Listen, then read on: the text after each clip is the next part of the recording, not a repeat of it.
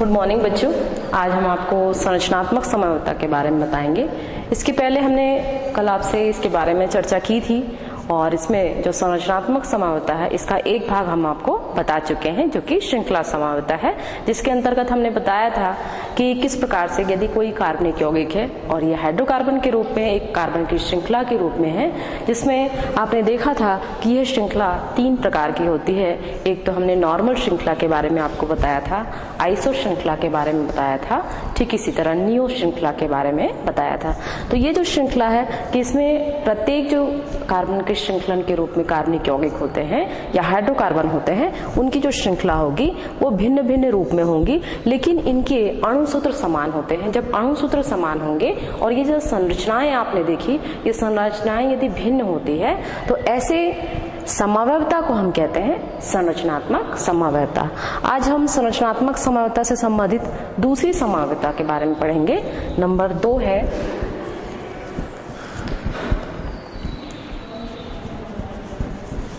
क्रियात्मक समूह समन्वयता।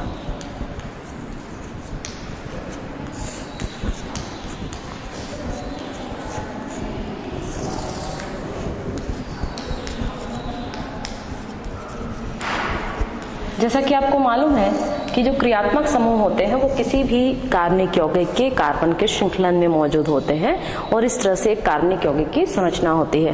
तो इस आधार पर यदि हम कोई संरचना लें, जैसे मान लीजिए हमने एक संरचना ली CH3OCH3 और दूसरी संरचना हमने ली, इसके आधार पर यदि हम अणुसूत्र की बात करें तो इसका अणुसूत्र होगा C2H6O। C2H6 इसका अणुसूत्र है और अणुसूत्र के आधार पर यदि हम संरचनाओं की बात करें तो संरचना यहाँ पर हमने एक संरचना ली है CH3OCH3 और दूसरी संरचना है C2H5OH। तो इस संरचना में आपको दिखाई दे रहा है कि यहाँ पर एक स्थान पर जो क्रियात्मक समूह आपको दिखाई दे रहा है ये ईथर है और यहाँ आप देख रहे हैं क्रियात्मक समूह एल्कोहल है। तो इस प्रकार यदि हम इसके नाम के बारे में देखें तो नाम के बारे में यदि देखते हैं तो इसे हम कहते हैं डाईमेथिल ईथर, डाईमेथिल ईथर। ठीक इसी तरह ये जो दूसरी संरचना हमने बनाई है, ये जो संरचना है इसका नाम है एथिल एल्कोहल, एथिल एल्कोहल।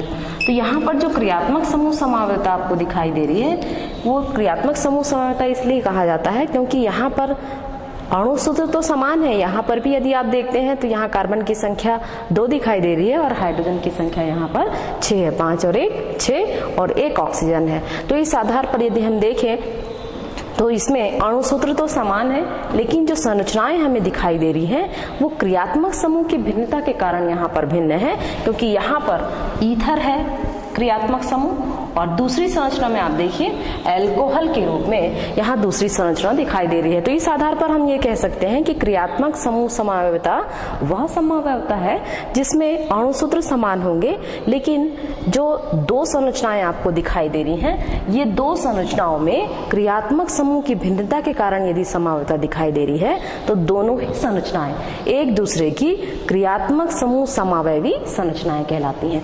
तो इस प्रकार आप देख सकते हैं कि जहां पर भी क्रियात्मक समूह भिन्न है लेकिन अणुसूत्र समान है तो ऐसी समन्वयी संरचनाएं क्रियात्मक समूह की भिन्नता के कारण उत्पन्न होती है, इसलिए ये दोनों ही संरचनाएं क्रियात्मक समूह समन्वयी संरचनाएं कहलाएंगी। क्रियात्मक समूह समन्वयी संरचना,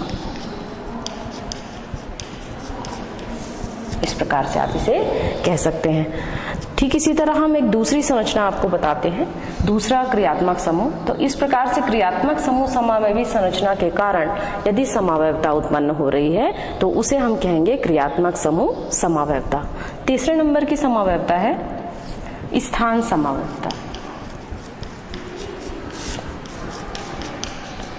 जैसा कि नाम से ही परिलक्षित हो रहा है स्थान का मतलब होता है कि जब कोई भी समूह जो है उनके स्थान यदि हम बदल दें, क्रियात्मक समूह के रूप में यदि हमने देखा तो यहाँ पर दो भिन्न भिन्न क्रियात्मक समूह दिखाई दे रहे हैं, लेकिन यहाँ स्थान समव्यवस्था में आप देखेंगे एक ही क्रियात्मक समूह होगा लेकिन उनके स्थान भिन्न भिन्न होंगे किसी भी कार्बन की श्रृंखला में। तो इस आधार पर यदि हम देखें तो एक संरचना हम यहाँ पर बनाते हैं आपके सामने, CH3 CH2 CH2 CH2 OH। इस आधार पर यदि हम देखें तो यहाँ पर हम इसका यदि हम सूत्र लिखें, अणु सूत्र लिखें तो यहाँ 1 2 3 4 कार्बन की संख्या यहाँ 4 दिखाई दे रही है, हाइड्रोजन यहाँ 3 और 2 5 और 2 7 और 2 9 और 1 10, C4H10 और ऑक्सीजन यहाँ कितना दिखाई दे रहा है, 1 दिखाई दे रहा है। ठीक इसी तरह ये एक संरचना हमने बनाई, ठीक इसी तरह दूसरी संरचना हम बनाते हैं यहाँ पर, जैसे CH3 CH OH CH2 CH3। यहाँ पर देखिए, यहाँ पर पोजीशन चेंज हो गई है, स्थान यहाँ पर हाइड्रोक्सिल समूह के बदल गए हैं। जैसे यहाँ पर पहले नंबर पर हाइड्रोक्सिल समूह था, यहाँ पर दूसरे नंबर पर हाइड्रोक्सिल समूह है। ठीक इसी तरह एक तीसरी संरचना यदि हम बनाएं यहाँ, CH3 CH2 CH OH, तो वही संरचना होगी CH3। चाहे किसी भी रूप में ले हम, तो यहाँ पर जो कार्बन की संख्या आपको दिखाई दे रही है, कार्बन की संख्या 4 है, हाइड्रोजन की संख्या यहाँ पर आपको 10 दिखाई दे रही है और एक ऑक्सीजन यहाँ पर मौजूद है। तो इस प्रकार से आप देखेंगे कि जो संरचना हम देख रहे हैं यहाँ स्थान समावेशी संरचना के रूप में, जिनके अणु सूत्र तो C4H10O है, लेकिन यदि हम इनकी संरचनाओं के बारे में बात करें तो संरचना यदि हम देखें तो इसे हम कहेंगे ब्यूटिल अल्कोहल। यदि हम इसका नाम लिखते हैं तो इसका नाम होगा ब्यूटेनॉल, ब्यूटिल अल्कोहल या ब्यूटेनॉल या 1 ब्यूटेनॉल लिख सकते हैं या ब्यूटेन अल्कोहल लिख सकते हैं इसे। ठीक इसी तरह यदि हम दूसरी संरचना देखें तो यहाँ पर आप देखिए हाइड्रोक्सिल समूह की स्थिति आपको सेकंड पोजीशन में दिखाई दे रही है, वहां फर्स्ट पोजीशन में है, तो इसे हम कहेंगे 2 ब्यूटेनॉल। इसका नाम हो जाएगा 2 ब्यूटेनॉल। लेकिन जो तीसरी पोजीशन आपको दिखाई दे रही है, यहाँ पर स्थिति आप देखिए थोड़ी चेंज नहीं है, बल्कि यहाँ पर नंबरिंग यदि हम करें तो ये दूसरे नंबर पर होगा, यहाँ भी यदि नंबरिंग करते हैं तो ये भी दूसरे नंबर पर होगा। तो दोनों के ही नाम आपको सेम ही नजर आएंगे, क्योंकि यहाँ पर भी आप इसे 2 ब्यूटेनॉल कहेंगे और यहाँ भी आप इसे 2 ब्यूटेनॉल कहेंगे, क्योंकि जो हाइड्रोक्सिल समूह होता है वो जहाँ से नजदीक होता है नंबरिंग हम उसी स्थान से करते हैं। तो इस आधार पर हम इसे 1 ब्यूटेनॉल कहेंगे और इसे 2 ब्यूटेनॉल कहेंगे। तो यहाँ पर जो स्थान समव्यवस्था हम बता रहे हैं कि जो भी क्रियात्मक समूह है उनके स्थान आपको अलग अलग दिखाई दे रहे हैं, इसलिए ये जो संरचनाएं होंगी इन संरचनाओं को एक दूसरे की स्थान समव्यवी संरचना कहेंगे। और इस आधार पर यदि हम समव्यवस्था की बात करते हैं तो इसे कहा जाएगा स्थान समव्यवस्था। ठीक इसी तरह हम दूसरा एग्जाम्पल दे सकते हैं यहाँ पर, जैसे मान लीजिए ये एक बेंजीन की संरचना है और बेंजीन की संरचना में यहाँ पर देखिए आप नाइट्रो समूह है और यहाँ पर दूसरा नाइट्रो समूह है। दूसरी संरचना में आप देखिए इसको हम इस प्रकार लिख सकते हैं, इस प्रकार से NO2 NO2। तीसरी संरचना में हम इसको इस प्रकार दे सकते हैं NO2 NO2। तो यहाँ पर आप देखिए जो आपको 3 संरचना दिखाई दे रही है और इस आधार पर जैसा कि मैंने आपको बताया कि जो स्थान समावेशी संरचना के लिए हमने C4H10O को लिया है, उसके लिए जो भिन्न भिन्न संरचनाएं आपको दिखाई दे रही हैं, इस आधार पर ये दोनों ही संरचनाएं एक दूसरे की स्थान समावेशी संरचना होगी। ठीक इसी तरह यदि हम तीसरी संरचना की दूसरे एग्जाम्पल की बात करें, ये तो सेम ही होगा, इसको हम ना भी लिखें तो चलेगा क्योंकि दोनों ही संरचनाएं एक जैसी हैं, क्योंकि यदि हम नामकरण करते हैं तो उसका नामकरण हमें समान पाया जाएगा। तो यहाँ पर हम एक दूसरी संरचना ले रहे हैं जो कि बेंजीन की है। इसका सूत्र अणु सूत्र होगा C6H4NO2 का होल ट्वाइस। तो यहाँ पर आपको NO2 यहाँ 2 दिखाई दे रहे हैं, तो इस आधार पर आप इसे लिख सकते हैं क्योंकि यहाँ पर बेंजीन में ये 3 पोजीशन दिखाई दे रही है। तो इस आधार पर इसे हम कहते हैं आर्थोफॉर्म, इसे हम कहते हैं मेटा फॉर्म, और इसे कहा जाता है, इसे हम लास्ट पोजीशन में कहते हैं आर्थो, मेटा और पैरा। तो इस प्रकार से 3 स्थिति यहाँ पर कॉर्नर में दिखाई देती है, या इसे हम 1 2 3 4 5 6 कार्बन ले सकते हैं, क्योंकि यदि हम देखें, क्योंकि बेंजीन में कार्बन की जो संख्या होती है वो 6 होती है, हाइड्रोजन की संख्या 6 होती है। लेकिन यहाँ पर जो 2 नाइट्रो समूह जुड़े हुए हैं, तो यहाँ पर देखिए जो C6H6 था, यहाँ पर C6H4 हो गया, और NO2 के 2 अणु यहाँ पर जुड़ रहे हैं। तो इस प्रकार से हाइड्रोजन, 2 हाइड्रोजन का प्रतिस्थापन जब 2 नाइट्रो समूह से करते हैं, तो इसकी जो संरचना होती है, इसे हम कहते हैं आर्थो डाई नाइट्रो बेंजीन कहा जाएगा। उसी प्रकार से इसे कहेंगे हम मेटा डाई नाइट्रो बेंजीन, और इसे हम कहेंगे पैरा डाई नाइट्रो बेंजीन। तो ये जो संरचना आपको दिखाई दे रही है, सभी के अणुसूत्र तो समान दिखाई दे रहे हैं, लेकिन यहाँ पर स्थिति जो है या स्थान जो आप देख रहे हैं, स्थान अलग अलग है। पहली पोजीशन में आप देखिए आर्थो पोजीशन है, तो इसे हम कहेंगे आर्थो डाई नाइट्रो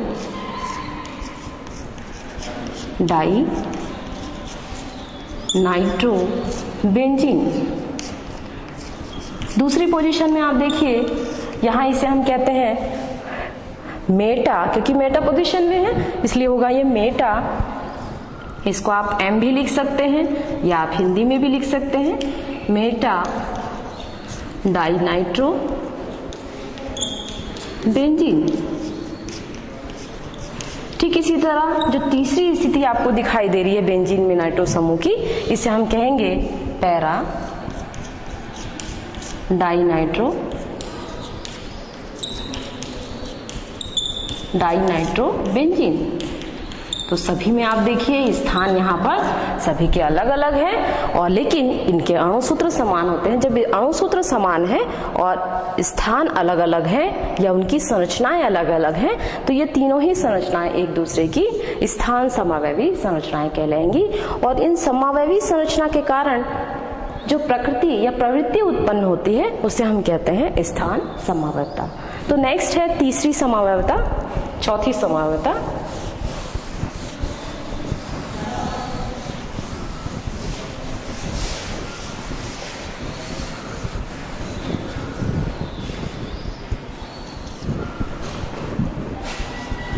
तीसरा हमने बताया आपको स्थान समावयवता के बारे में।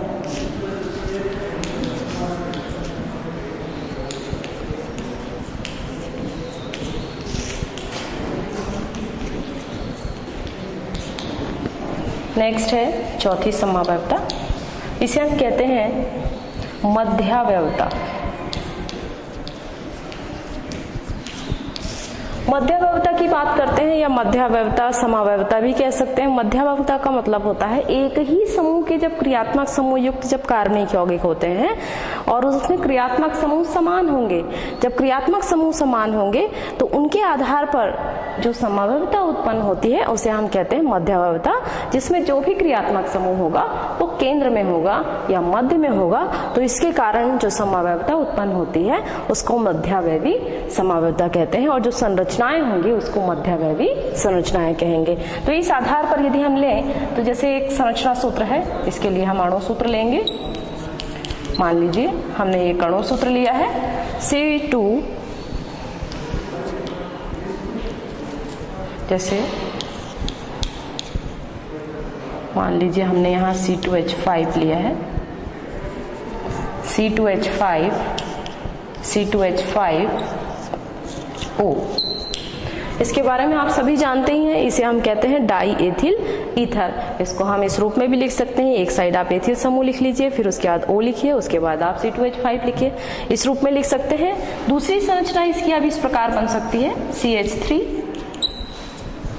C3H7O, इस प्रकार से लिख सकते हैं इसको। तो यहाँ पर आप देखिए, यदि हम इसमें कार्बन की संख्या देखें तो कार्बन की संख्या यहाँ पर आपको 4 दिखाई दे रही है, हाइड्रोजन की संख्या यहाँ पर 10 है, यहाँ पर भी 7 और 3 10 दिखाई दे रही है। तो यहाँ पर आप लिखेंगे H 10 और यहाँ ऑक्सीजन आपको एक ही दिखाई दे रहा है, तो यहाँ पर इसे आप लिखेंगे C4H10O। तो C4H10O के लिए यदि हम मध्यावयवी संरचना लिखें तो मध्यावयवी संरचना के लिए हम इस प्रकार से लिख सकते हैं। तो इसे हम क्या कहेंगे, die ethyl ether, die ethyl ether. ठीक इसी तरह इसे हम क्या कह सकते हैं, ये मेथिल है और ये प्रोपिल है, तो मेथिल पहले आएगा और प्रोपिल बाद में आएगा, तो यहाँ मेथिल प्रोपिल ईथर कह सकते हैं आप इसे, मेथिल प्रोपिल ईथर। तो इस प्रकार से आप देखिए कि जो मेथिल प्रोपिल ईथर है, यहाँ पर इसकी जो पोजीशन आपको दिखाई दे रही है क्रियात्मक समूह की, ये आपको मध्य में दिखाई दे रही है।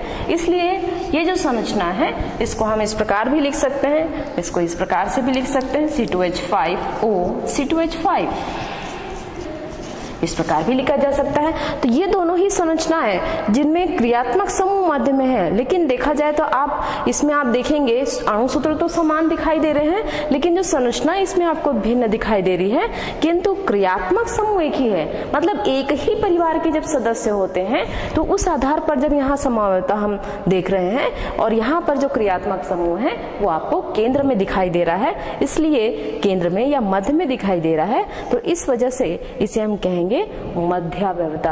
और ये जो संरचनाएं होंगी एक दूसरे की मध्यावयवी संरचनाएं कहलाएंगी, मध्यावयवी संरचनाएं। इस प्रकार से संरचनाएं हम कह सकते हैं। तो ऐसी समावयवता जिसमें क्रियात्मक समूह एक ही होगा और सदस्य एक ही ग्रुप के होंगे, एक ही फैमिली के होंगे, और उनके कारण जो समावयवता हमें दिखाई देगी उसे हम कहेंगे मध्यावयवता।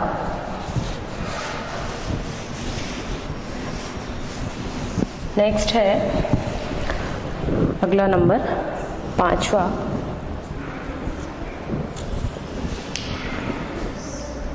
चलावयवता। जैसे मान लीजिए हम इसको इस रूप में एक दूसरा एग्जाम्पल भी आपको बता सकते हैं। 5वां चलावयवता। चलावयवता की बात करें तो यहाँ पर जो भी क्रियात्मक समूह होगा, ये क्रियात्मक समूह एक ही होगा और उसको हम दूसरे तरीके से लिखेंगे। तो जब हम किसी भी संरचना को दूसरे तरीके से लिखते हैं तो वो दोनों ही संरचनाएं एक दूसरे में परिवर्तित हो सकती है। तो एक दूसरे में परिवर्तित होने के कारण जो ऐसी समावयवी संरचनाएं बनेंगी उसे हम चलावयवी समावयवी संरचना कहेंगे, और इस गुण को हम कहेंगे चलावयवता या चलावयवी समावयवता कहेंगे। जैसे मान लीजिए यहाँ पर हमने लिखा HC ट्रिपल बॉन्ड या त्रिबंध N, तो यहाँ पर HCN है। ठीक इसी तरह इस संरचना को हम इस प्रकार भी लिख सकते हैं, HN डबल बॉन्ड और एक उपसह संयोजक बंध होगा। इस प्रकार से तो ये दोनों ही संरचनाएं एक दूसरे में बदल सकती हैं, एक दूसरे में चेंज हो सकती हैं। यहाँ पर आप देखिए कार्बन की संख्या 1 है, हाइड्रोजन की संख्या 1 है, नाइट्रोजन की संख्या 1 है। दोनों ही संरचनाओं में आप देखिए इनके अणुसूत्र आपको समान दिखाई दे रहे हैं, और ये दोनों ही जो संरचनाएं आपको दिखाई दे रही है ये एक दूसरे में परिवर्तित हो सकती हैं। तो इस आधार पर इसे हम कहते हैं हाइड्रोजन साइनाइड, और यहाँ पर जो HNC दिखाई दे रहा है इसे हम कहेंगे हाइड्रोजन आइसोसाइनाइड, हाइड्रोजन आइसोसाइनाइड,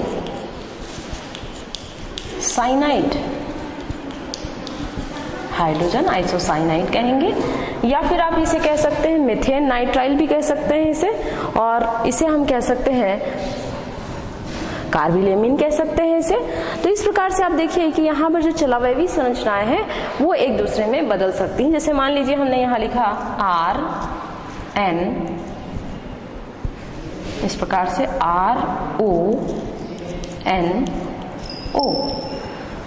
एक संरचना ये है। दूसरी संरचना है इस प्रकार से हम लिख सकते हैं इसे RN O। इस प्रकार की जो संरचना दिखाई दे रही है। तो यहाँ पर आप देखिए दो संरचनाएं हैं जिसमें एल्किल समूह एक दिखाई दे रहा है, ऑक्सीजन यहाँ पर दो दिखाई दे रहे हैं और नाइट्रोजन यहाँ पर आपको एक दिखाई दे रहा है। तो इस आधार पर यदि हम चलावैवी संरचना की बात करें तो चलावैवी संरचना में इसे हम कहते हैं नाइट्राइट, इसे कहा जाएगा नाइट्राइट। और यदि हम इसकी बात कर रहे हैं जिसमें इसे आइसोसाइनाइड कहा जा रहा है तो इसे हम कहेंगे नाइट्रो समूह।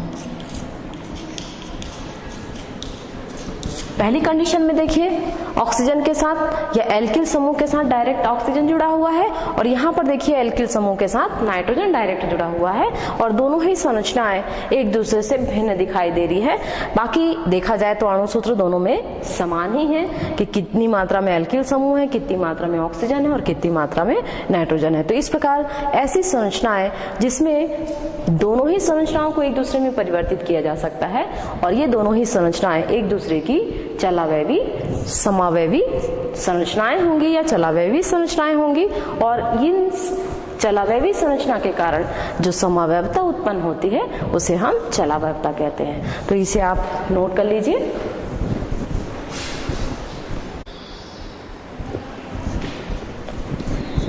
बच्चों इसे आपने नोट कर लिया होगा।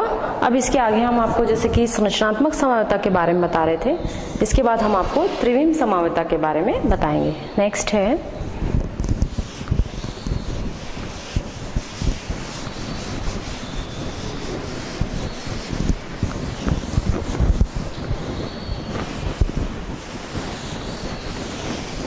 तो इस प्रकार आपने देखा कि संरचनात्मक समावैवता क्या होती है कि जिसमें संरचनाओं में भिन्नता होती है और उनके अणुसूत्र समान होते हैं तो उसे हम संरचनात्मक समावैवता कहते हैं। दूसरी समावैवता है त्रिविम समावैवता।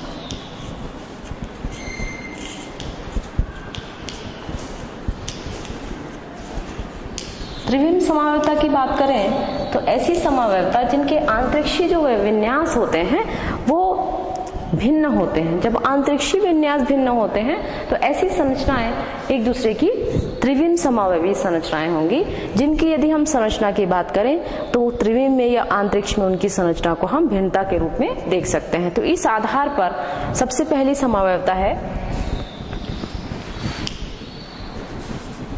प्रकाशिक समावैवता।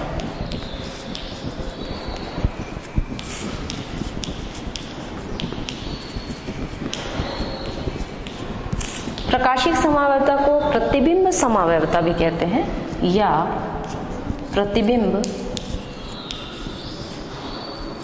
समावैवता।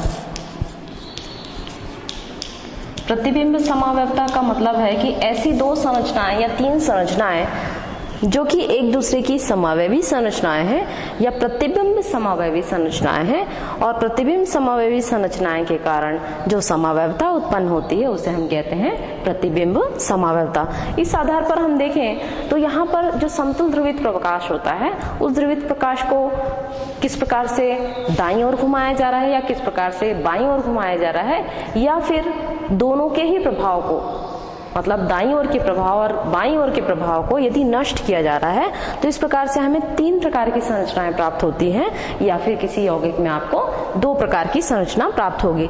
तो इस आधार पर हम देखें तो इसमें आपको तीन प्रकार की संरचना प्राप्त होगी। एक संरचना होगी उसे कहेंगे हम दक्षिण ध्रुवण घूर्णक और दूसरी संरचना होती है उसे कहते हैं वाम ध्रुवण घूर्णक और तीसरी जो संरचना होती है उसे कहा जाता है रेसेमिक मिश्रण। रेसेमिक मिश्रण कहा जाता है और इनमें भी वही परिस्थिति आपको देखने को मिलेगी कि इनके अणुसूत्र तो समान होंगे लेकिन संरचनाओं में आपको भिन्नता दिखाएगी, और ये संरचना त्रिविम में भिन्नता होती है या आंतरिक्षीय विन्यास में भिन्नता होती है। इसलिए चूंकि अगर हम प्रकाशिक समावयवता की बात कर रहे हैं तो प्रकाशिक समावयवता में यदि हम उसको दर्पण में देखें, प्रतिबिंब में देखें, तो उसको हम अध्यारोपित नहीं कर पाते। तो इस आधार पर यदि हम देखें तो 3 प्रकार की समावयवी संरचना या 3 प्रकार की संरचना हमें प्राप्त होती है।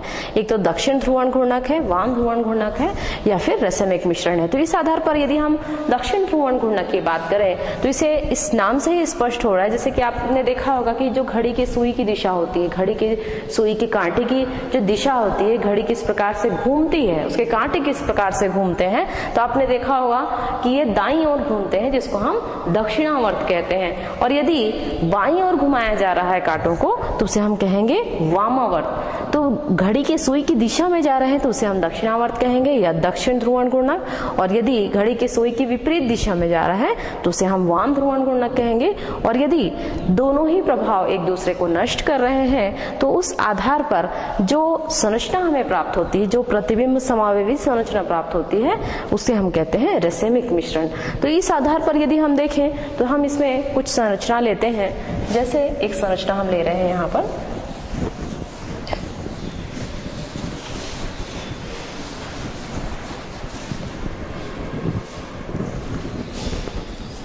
COH, CH, OH, CH3, इसे हम कहते हैं लैक्टिक अम्ल। और दूसरी एक संरचना हम ले रहे हैं OH, C, COOH, CH3 और यहाँ पर H। तो यहाँ पर आप देखिए कि यहाँ जो कार्बन के साथ जुड़े हुए जितने भी ग्रुप दिख रहे हैं, जितने भी समूह दिख रहे हैं, वो चारों ही समूह अलग अलग दिखाई दे रहे हैं। तो ऐसा कार्बन जिससे जुड़ने वाले समूह अलग अलग होते हैं, ऐसे कार्बन को हम कहते हैं असम्मित कार्बन। इसे कहा जाता है असम्मित या किरेल कार्बन कहते हैं इसे, किरेल कार्बन, जिसके साथ विभिन्न प्रकार के भिन्न समूह जुड़े हुए होते हैं, जिसमें किसी में आपको समानता नहीं दिखाई दे रही है। जब समानता दिखाई नहीं देती है तो ऐसे कार्बन को हम कहते हैं किरेल कार्बन, या इस किरेल कार्बन को हम असम्मित कार्बन भी कह सकते हैं। तो इस प्रकार से आप देख सकते हैं कि यहाँ पर जो प्रकाशिक समावयवता है, यदि हम प्रतिबिंब में इस संरचना को देखते हैं, जैसे मान लीजिए एक संरचना ए है, संरचना है, यदि हम इस संरचना को प्रतिबिंब में देखना चाहें तो यही संरचना आपको दूसरी संरचना दिखाई देगी, और जब दूसरी संरचना दिखाई दे रही है तो ऐसी समावयवी संरचना को हम कहेंगे प्रकाशिक समावयवता। तो यहाँ पर आप देखिए कि ये जो संरचना लैक्टिक अम्ल की दिखाई दे रही है, इसे हम लैक्टिक अम्ल कहते हैं। और यदि हम इसे लिखना चाहें तो हम इस प्रकार भी लिख सकते हैं, इसे हम लिख सकते हैं COH, CHOH, और इसे लिखा जाएगा CH3। आप लैक्टिक अम्ल को इस प्रकार भी लिख सकते हैं, लैक्टिक अम्ल को इस प्रकार भी लिख सकते हैं। तो यहाँ पर आप देखिए कि जो लैक्टिक अम्ल की संरचना है, इसमें जब समतल ध्रुवित प्रकाश को ये दाईं ओर घुमा रहा है, इस प्रकार से ये ध्रुवित प्रकाश दाईं ओर घूम रहा है, तो जब दाईं ओर घूम रहा है तो इसे हम कहेंगे दक्षिण ध्रुवण घूर्णन संरचना, या इसे कहा जाएगा डेक्स्ट्रो। डेक्स्ट्रो के लिए हम डी लिखते हैं, तो इसे लिखेंगे आप डी लैक्टिक अम्ल, क्योंकि ये समतल ध्रुवित प्रकाश को दाईं ओर घुमा रहा है, इसलिए आप इसे डी फॉर्म या डी संरचना भी कह सकते हैं, या फिर आप कह सकते हैं डी दक्षिण ध्रुवण घूर्णक संरचना। ये दाईं ओर घुमा रहा है, इसलिए इसको हम डेक्स्ट्रो कहते हैं।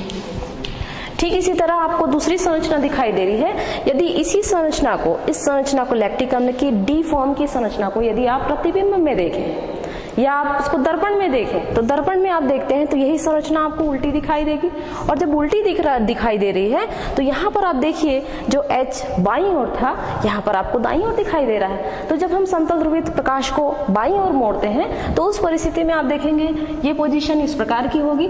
तो जब घड़ी की सुई की दिशा के विपरीत दिशा में जब समतल ध्रुवित प्रकाश को मोड़ा जाता है तो ये जो फॉर्म होगी उसे हम कहेंगे वाम ध्रुवण घूर्णक। क्योंकि ये जो आपको संरचना दिखाई दे रही है तो इसके अणुसूत्र सभी के समान है, क्योंकि यदि हम अणुसूत्र की बात करें तो यहाँ पर कार्बन 1 कितनी मात्रा में दिखाई दे रहे हैं, 1 2 3 है, तो यहाँ अणुसूत्र आप लिख सकते हैं C3। और हाइड्रोजन की संख्या कितनी दिखाई दे रही है, 3 4 5 और 1 6 C3H6। और ऑक्सीजन कितनी है यहाँ पर, 2 और 1 3। तो यहाँ पर आप यहाँ पर बता सकते हैं ऑक्सीजन की मात्रा यहाँ पर 3 है। तो अणुसूत्र यहाँ इसके लिए C3H6O3 है और यहाँ इसे हम लैक्टिक अम्ल कहते हैं, लेकिन जब समतल ध्रुवित प्रकाश को ये दाईं ओर घुमा रहा है तो इसे हम डी लैक्टिक अम्ल कहेंगे। और दूसरी जो संरचना है इसे हम कहेंगे L लैक्टिक अम्ल, या इसे हम लियो कहते हैं। आप इसे लियो भी बोल सकते हैं या फिर इसे आप कह सकते हैं वाम ध्रुवण घूर्णक, क्योंकि ये समतल ध्रुवीय प्रकाश को घड़ी की सुई की विपरीत दिशा में घुमा रहा है, तो इसे हम कहेंगे एल लैक्टिक अम्ल। ठीक इसी तरह एक दूसरी संरचना भी हम दे सकते हैं, जैसे मान लीजिए CHO CHOH CH2OH। ठीक इसी तरह इसे इस प्रकार लिख सकते हैं CHO CHOH CH2OH। यहाँ पर आपको एक दूसरी संरचना दिखाई दे रही है, एक दूसरा यौगिक है, ये दूसरा कार्बनिक यौगिक है। यहाँ पर इसे लैक्टिक अम्ल कहते हैं। ठीक इसी तरह यहाँ इसे कहा जाता है ग्लिसरॉल्डिहाइड। तो ये जो ग्लिसरॉल्डिहाइड की स्ट्रक्चर आपको दिखाई दे रही है, यहाँ भी वही कंडीशन है, ये समतल ध्रुवित प्रकाश को दाईं ओर घुमा रहा है और ये समतल ध्रुवित प्रकाश को बाईं ओर घुमा रहा है। तो ये जो संरचना आपको दिखाई दे रही है इसमें इसे हम कहेंगे डी संरचना या डी ग्लिसरॉल्डिहाइड कहा जाएगा, और इसे कहेंगे हम एल ग्लिसरॉल्डिहाइड।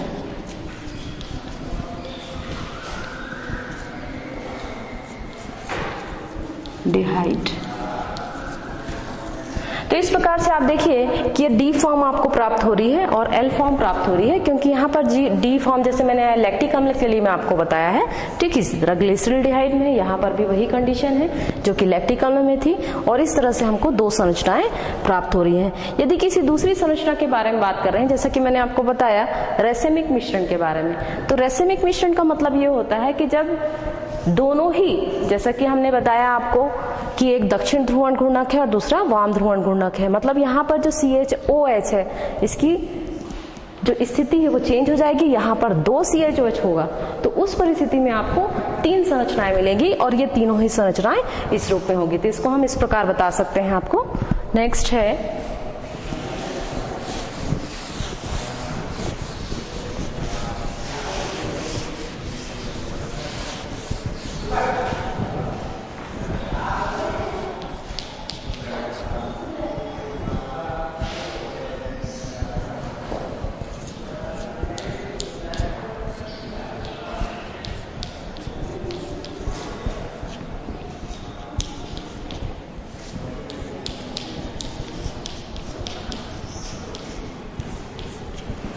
यदि इस प्रकार की संरचना है तो यहाँ पर देखिए एक संरचना ये बनेगी, दूसरी संरचना इस प्रकार की बनेगी COH H C H OH CH2OH और ये हो गया CHO। तीसरी संरचना इस प्रकार की, मतलब यहाँ पर आप देखिए ये ध्रुवित प्रकाश को दाईं ओर घुमा रहा है, तो ये हो जाएगा आपका डी फॉर्म, डी संरचना। और दूसरी संरचना आपको दिखाई दे रही है, इसमें आप देखिए यहाँ पर ये ध्रुवित प्रकाश को बाईं ओर घुमा रहा है, तो ये संरचना होगी आपकी एल स्थिति या एल संरचना। तीसरी एक संरचना यहाँ पर बनेगी, इसमें इस संरचना को हम इस प्रकार बता सकते हैं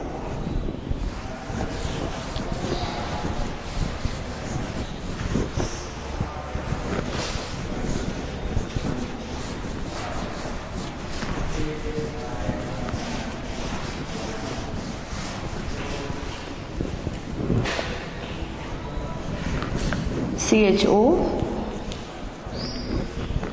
COH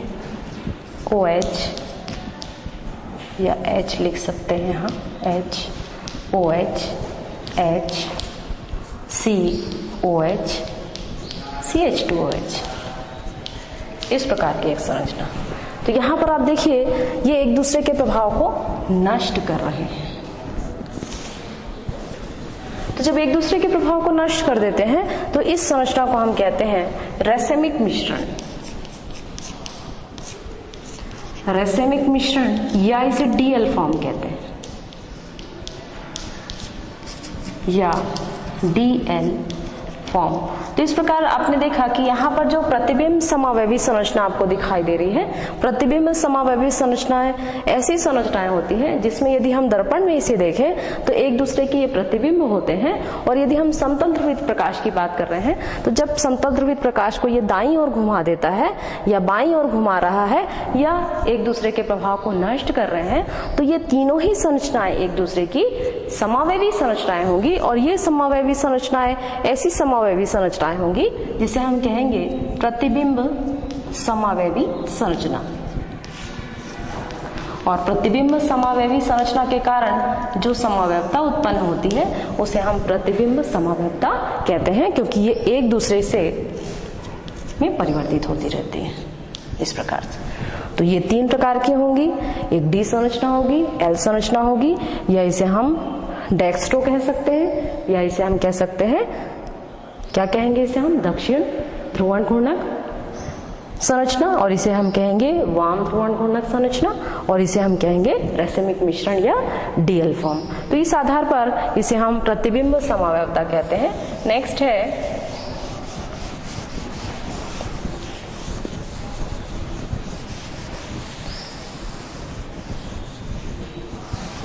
ज्यामितीय समावयवता। दूसरा प्रकार है इसका ज्यामितीय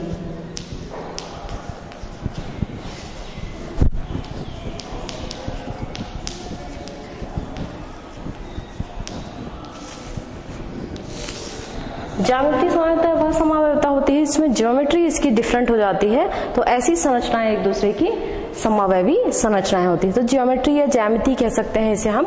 तो यहाँ पर यदि मान लीजिए दो फॉर्म यहाँ दिखाई दे रही है तो इसमें दो संरचनाएं बनती है। एक संरचना होती है सिस संरचना और दूसरी होती है ट्रांस संरचना। जैसा कि हम यहाँ पर प्रतिबिंब समावयवता में आपको देखे कि उसमें क्या पोजीशन थी, डी फॉर्म था, एल फॉर्म था और डीएल फॉर्म था, या डेक्स्ट्रो कंडीशन थी, लियो कंडीशन थी, या फिर डीएल कंडीशन थी, परिस्थिति थी या संरचना थी।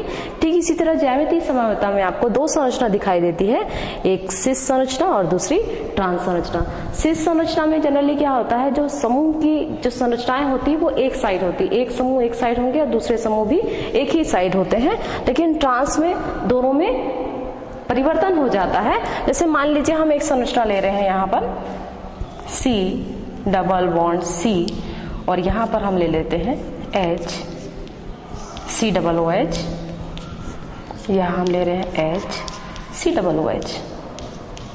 ये एक संरचना है। तो यहाँ पर आपको देख रहे होंगे दोनों हाइड्रोजन एक तरफ है और दोनों ही कार्बोक्सिलिक समूह आपको दूसरी तरफ दिखाई दे रहे हैं। तो ये जो संरचना है ये आपको सिस संरचना दिखाई देगी, जिसमें समूह समान समूह एक और होते हैं और दूसरे भी समान समूह जो है एक और होते हैं। तो ऐसी संरचना ज्यामितीय समावयवता की सिस फॉर्म कहलाती है। ठीक इसी तरह इसी संरचना को यदि हम चेंज कर दें तो हम इस प्रकार इसे लिख सकते हैं H C double bond C double OH, यहाँ होगा C डबल OH। इसे आप इस प्रकार भी लिख सकते हैं H डबल O C भी लिख सकते हैं इसे, और यहाँ पर हो जाएगा H। अब यहाँ पर जो संरचना आपको दिखाई दे रही है यहाँ पर जस्ट इसकी डिफरेंट है।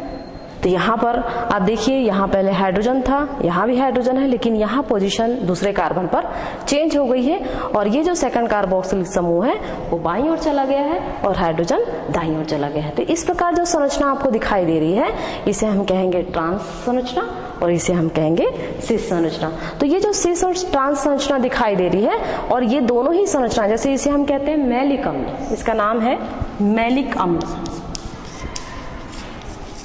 मैलिक अम्ल। और मैलिक अम्ल के साथ साथ इसे हम कहेंगे सिस। इंग्लिश में आप इस प्रकार से भी लिख सकते हैं या फिर इसे सिस भी लिख सकते हैं। ठीक इसी तरह जो दूसरी संरचना आपको दिखाई दे रही है, यहाँ पर जो कि डबल बॉन्ड है और डबल बॉन्ड के साथ कार्बोक्सिलिक समूह और हाइड्रोजन समूह यहाँ पर दिखाई दे रहे हैं। तो मैलिक अम्ल चेंज हो जाएगा और ये कहलाएगा फ्यूमेरिक अम्ल, फ्यूमेरिक अम्ल। तो ये जो फ्यूमेरिक अम्ल है, यहाँ पर देखिए नाम परिवर्तित हो गया है।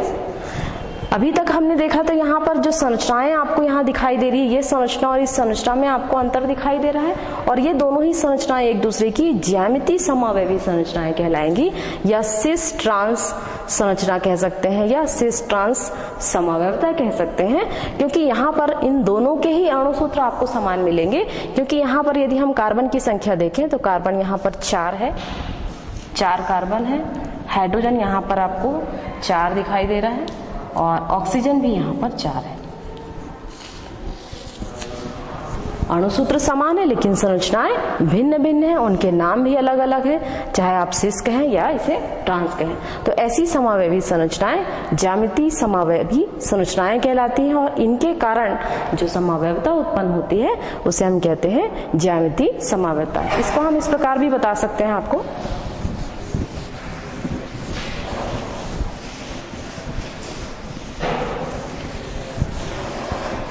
जैसे मान लीजिए यहाँ पर हम ले रहे हैं C double bond C, A group है, दूसरा A ग्रुप है, B और B। जैसे कोई भी अननोन यहाँ पर एक संरचना हम देख रहे हैं, तो यहाँ पर ये एक संरचना है जिसमें समान ग्रुप दिखाई दे रहे हैं, तो ये संरचना होगी सिस संरचना।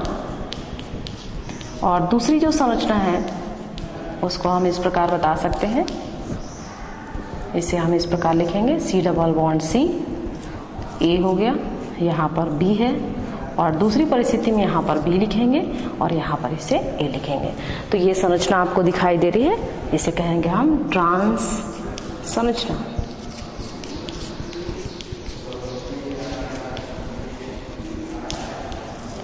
तो इस प्रकार आप देखिए कि जो ज्यामितीय समावयवी संरचनाएं होती हैं, ये ज्यामितीय समावयवी संरचनाएं वे संरचनाएं हैं जिसमें 2 पोजीशन आपको दिखाई देगी, एक सिस फॉर्म के रूप में और दूसरी ट्रांसफॉर्म के रूप में। तो इसके कारण सिस और ट्रांसफॉर्म के कारण जो समावयवता उत्पन्न होती है उसे हम कहते हैं ज्यामितीय समावयवता। तीसरी है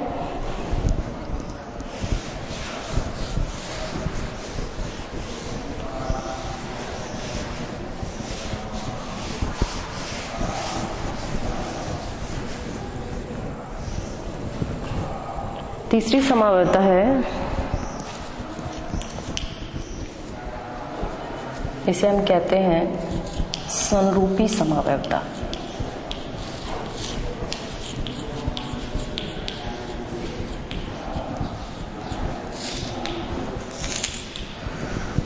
तो तीसरी समावयवता यहाँ पर संरूपी समावयवता है।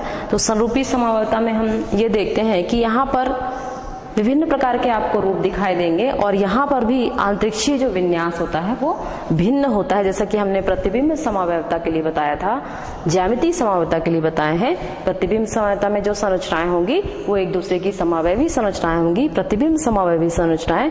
ठीक इसी तरह ज्यामितीय समावयवी संरचनाएं होती हैं। और तीसरी संरचना के रूप में आप देखते हैं कि जो संरचनाएं संरूपी संरचना होती है, क्योंकि यहाँ पर जो संरचना आपको देखने को मिलेगी, चाहे एल्केन में देखिए चाहे आप एल्कीन में देखिए, यहाँ पर समावयवता जो उत्पन्न हो रही है वो कार्बन, एक कार्बन को स्थिर रख करके हमको दूसरे कार्बन को मूवमेंट देना है, उसको हमको चलाना है उसके हाइड्रोजन के साथ। तो ऐसी संरचना जो संरचनाएं होती हैं उसे हम संरूपण कहते हैं, और संरूपण के कारण जो समावयवता उत्पन्न होती है उसे हम कहते हैं संरूपी समावयवता। तो आज के लिए बस इतना ही, आगे का हम नेक्स्ट टाइम आपको बताएंगे। Thank you.